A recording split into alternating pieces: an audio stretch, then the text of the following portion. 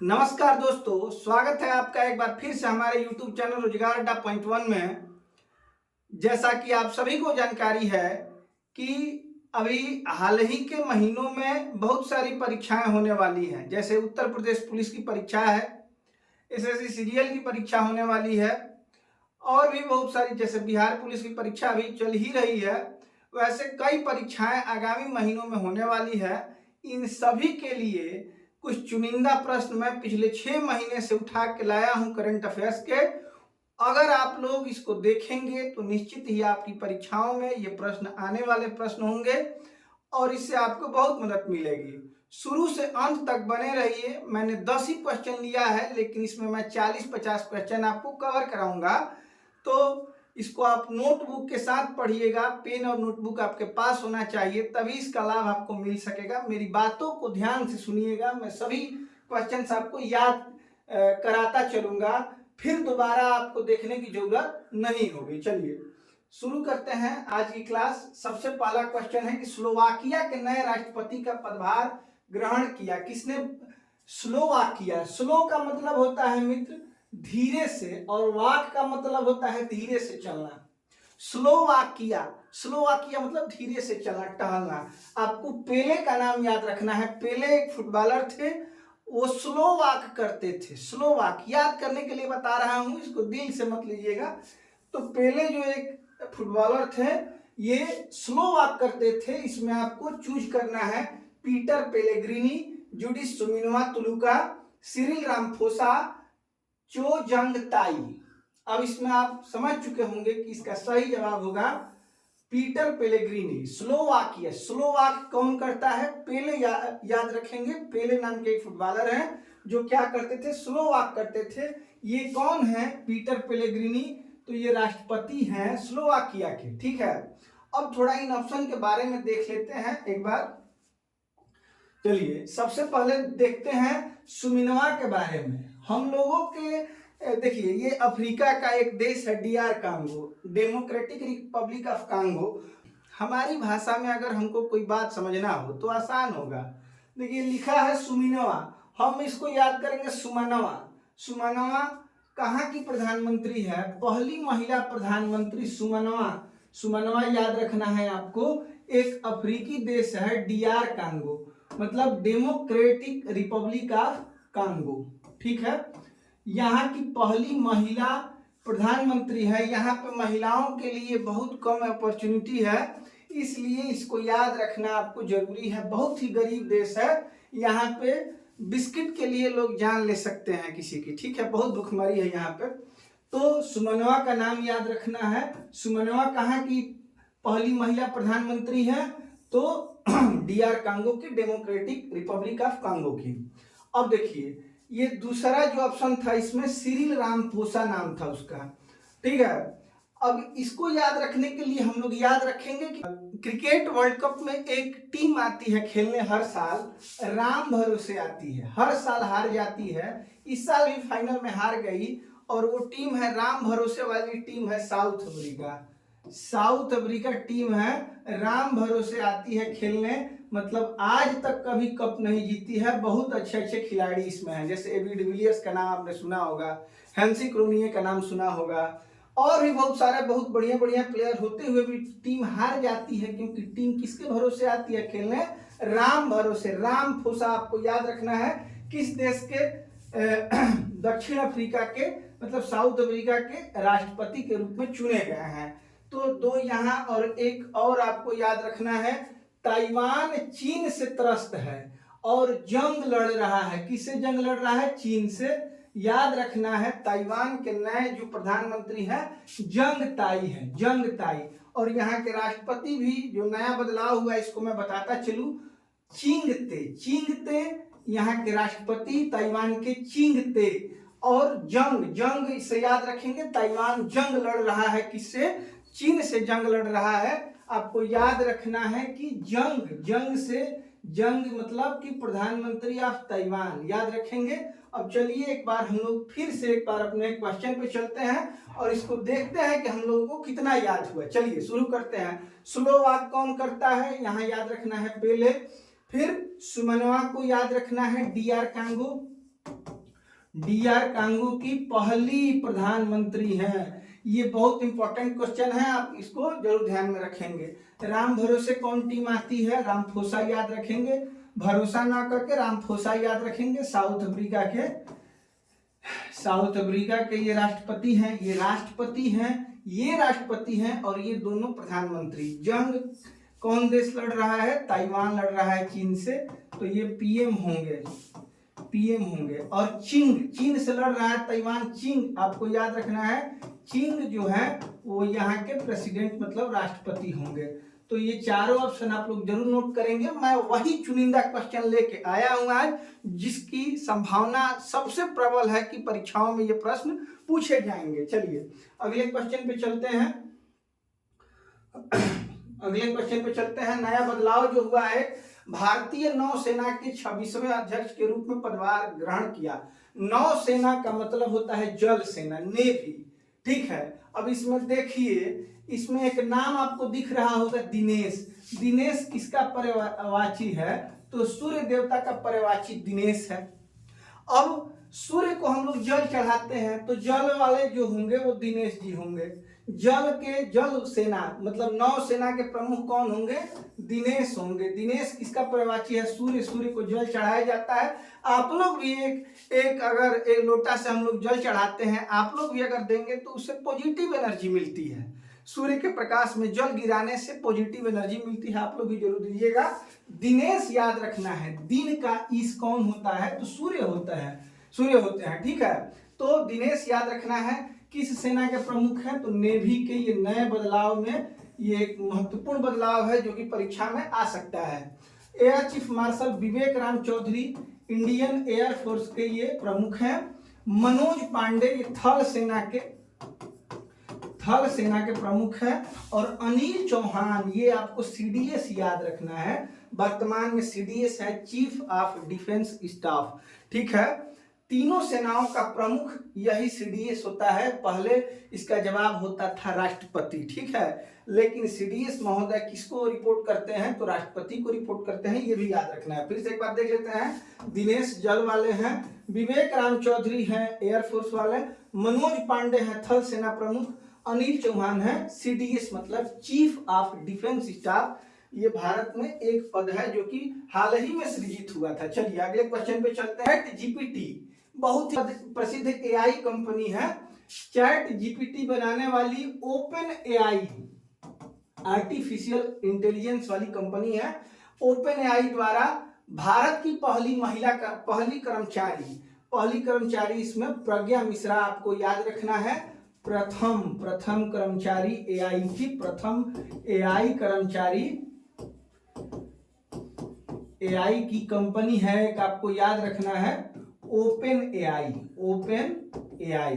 इसकी पहली कर्मचारी है प्रज्ञा मिश्रा। पुरुष और महिला दोनों में मिला के ये पहली कर्मचारी है भारत की, प्रज्ञा मिश्रा। इनको आप याद रखेंगे। चलिए अब इन ऑप्शंस के बारे में भी एक बार देख लेते हैं थोड़ा। महेश तिवारी जो कि उत्तर प्रदेश की परीक्षाओं के लिए बहुत ही महत्वपूर्ण है, इनको जानना चाहिए आपको। उत्तर प्रदेश के प्रसिद्ध साहित्यकार एवं गीतकार का निधन, इन्हें यश भारती पुरस्कार से, याद रखेंगे महेश्वर तिवारी को, यश भारती पुरस्कार से, उत्तर प्रदेश हिंदी संस्थान के साहित्य भूषण पुरस्कार से सम्मानित किया गया था। तो आप याद रखेंगे कि महेश्वर तिवारी का हाल ही में निधन हुआ है, इन्हें यश भारती पुरस्कार भी दिया गया है, ठीक है, और साहित्य भूषण पुरस्कार से भी इन्हें नवाजा गया है। इससे भी ज्यादा इंपॉर्टेंट यह है कि इनकी प्रमुख कृतियां कौन सी है? हर श्रृंगार कोई तो हो, नदी का अकेलापन, सच की कोई शर्त नहीं, ये तीन महत्वपूर्ण इनकी कृतियां हैं, इनको आपको याद रखना है। फिर से एक बार देख लीजिए। हर श्रृंगार कोई तो हो, नदी का अकेलापन और सच की कोई शर्त नहीं। आप लोग स्क्रीनशॉट भी लेते चलिएगा और कॉपी पे भी नोट करते रहिएगा ताकि ये प्रश्न आपके जेहन में बस जाए, ठीक है। चलिए आगे चलते हैं जीना जस्टिस के पास। केरल के तिरुवनंतपुरम की रहने वाली ये शिक्षिका है, इन्हें एक बहुत ही प्रसिद्ध पुरस्कार है, उत्तरी अफ्रीका क्षेत्र से कैम्ब्रिज समर्पित शिक्षक पुरस्कार से नवाजा गया है। कैम्ब्रिज समर्पित शिक्षक पुरस्कार से जीना जस्टिस को नवाजा गया है। क्षेत्र याद रखना है मध्य पूर्व और उत्तरी अफ्रीका, मध्य पूर्व और उत्तरी अफ्रीका क्षेत्र में इन्हें कैम्ब्रिज समर्पित शिक्षक पुरस्कार से नवाजा गया। चलिए मित्रों, अगले क्वेश्चन पे चलते हैं। दूसरी बार अंतर्राष्ट्रीय मुद्रा कोष IMF मतलब इंटरनेशनल मॉनेटरी फंड्स की प्रबंधक निदेशक कौन बनी है?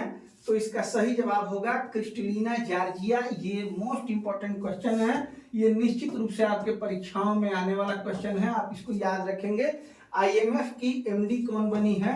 IMF की MD जो बनी है क्रिस्टलिना जॉर्जिया बनी है, इनको आपको याद रखना है। अब देखिए यहाँ पे एक नाम आपको दिख रहा है, साइमन हैरिस। ये आयरलैंड के सबसे युवा प्रधानमंत्री बने हैं। आयरलैंड के सबसे युवा प्रधानमंत्री, सबसे युवा PM कौन बने हैं? Simon Harris. एक भारतीय मूल के व्यक्ति पहले यहाँ प्रधानमंत्री थे, उन्हीं की जगह ही इन्होंने ली है। उनका नाम मैं नहीं जानता हूँ, हालांकि मैंने पढ़ा था लेकिन याद नहीं है। आप लोग कमेंट करके इनका नाम बताएंगे कि किसके जगह पे साइमन हैरिस नया प्रधानमंत्री बने हैं। इनकी उम्र PM बनते समय 37 वर्ष थी, ठीक है, याद रखेंगे। जूली बिशप और लिंडी कैमरून के बारे में भी देख लेते हैं। जूली बिशप कौन है? तो म्यांमार में UN की विशेष दूत, UN मतलब यूनाइटेड नेशन की विशेष दूत है जूली बिशप, इनको बनाया गया है। आगे चलते हैं। लिंडी कैमरून इंडिया में ब्रिटेन की उच्चायुक्त है, इनको भी आप याद रखेंगे। लिंडी कैमरून इंडिया में ब्रिटेन की नई उच्चायुक्त बनाई गई है, इनको आपको याद रखना है। अगले क्वेश्चन पे चलते हैं। नाटो का 32वां देश कौन सा है? नाटो का 32वां सदस्य देश होना चाहिए। सदस्य देश, बहुत ही युद्ध हुआ रूस और यूक्रेन के बीच, उसका कारण भी नाटो की सदस्यता लेना ही था, तो इसमें और भी देश शामिल हुए हैं। अभी इसमें आपसे 32वां देश पूछा गया है, इसका सही जवाब होगा स्वीडन। ये 32वां सदस्य देश है। इससे पहले फिनलैंड आपको याद रखना है, 31वां सदस्य देश है, ठीक है। तो 32वां, अभी वर्तमान में इसके सदस्य देशों की कुल संख्या 32 है, ये याद रखना है आपको। बेल्जियम इसमें इंपॉर्टेंट इसलिए है क्योंकि इसका हेडक्वार्टर जो है, नाटो का हेडक्वार्टर बेल्जियम में एक शहर है ब्रुसेल्स नाम का, ब्रुसेल्स बेल्जियम में इसका हेडक्वार्टर है, इसको आप लोग याद रखेंगे। नाटो का मुख्यालय कहाँ है? तो ब्रुसेल्स में। किस देश में है ये शहर? बेल्जियम में। फिनलैंड 31वां सदस्य देश बना, स्वीडन 32वां सदस्य देश बना इसका।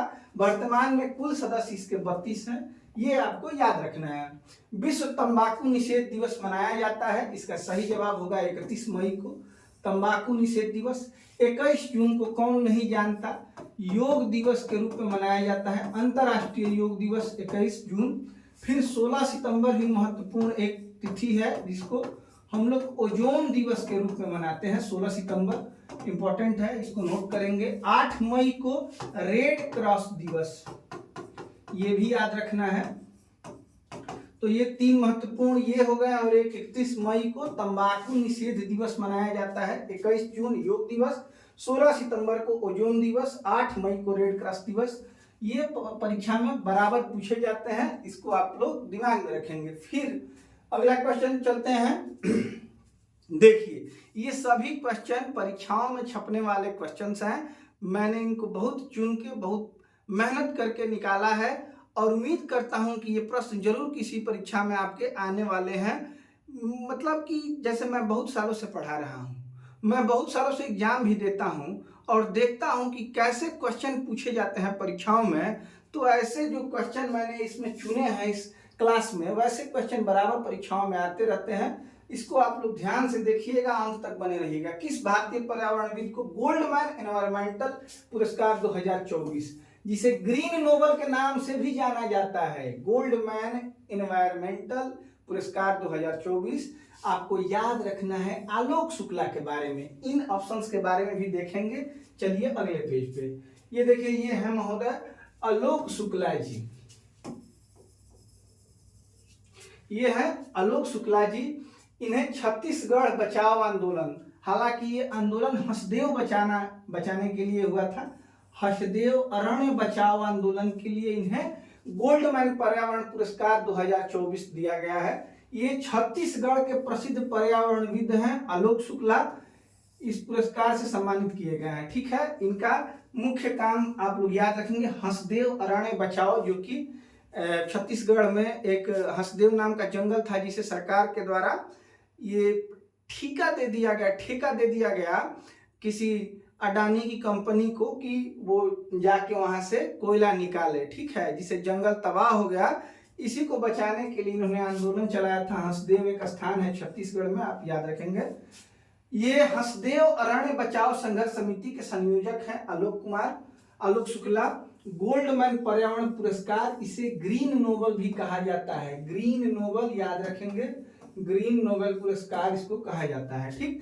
अब ये पूछा जाए कि आलोक शुक्ला के साथ अन्य कितने पर्यावरणविदों को गोल्डमैन पर्यावरण पुरस्कार से सम्मानित किया गया है, तो 6 और भी लोग हैं जिन्हें अलग अलग विषयों के लिए गोल्डमैन पर्यावरण पुरस्कार से नवाजा गया है। चलिए अगले देखिए, उसमें एक ऑप्शन था अमिताभ बच्चन।